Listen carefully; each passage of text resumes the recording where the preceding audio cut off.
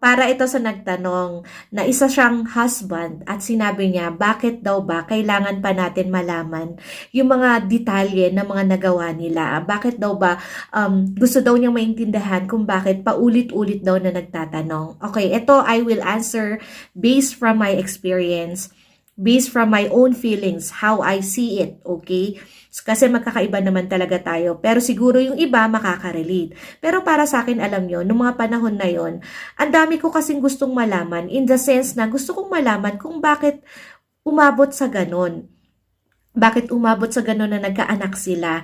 Hindi ba pwedeng na-tempt siya, tapos isang beses lang?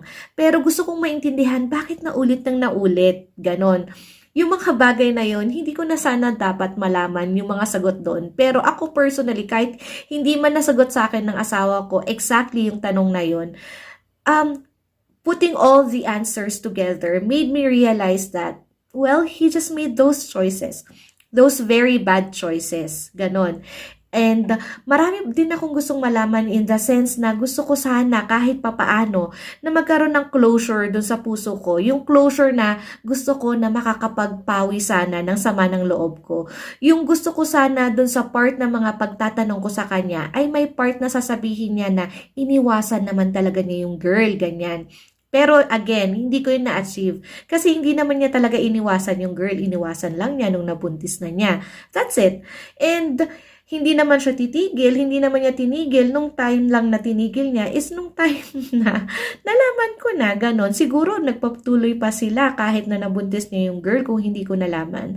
So, part of me has that feeling of sana may gusto akong marinig sa kanya na kahit papaano ay create ko sa utak ko yung mga bagay na yon na gusto ko sana is dun sa part ng mga ikukwento niya sa akin is yung iniwasan niya yung girl at napilitan lang siya, yung mga ganun. Pero hindi nga eh. Hindi ganun yung nangyari. So, kumbaga, nagkikreate ako sa utak ko ng mga bagay na isasagot niya sa akin, na ini-expect kong isagot niya, pero hindi ko yun nakukuha. At yun yung nakakadagdag ng frustration sa akin. So, kung tinatanong mo kung hindi ba dapat tama na at wag nang magtanong yung asawa mo sa mga nagawa mo. Oo, tama naman yon, dapat hindi na. Pero hindi mo yun mapipigilan because she is so confused. Ganun ako dati eh. Gusto kong maintindihan what went wrong.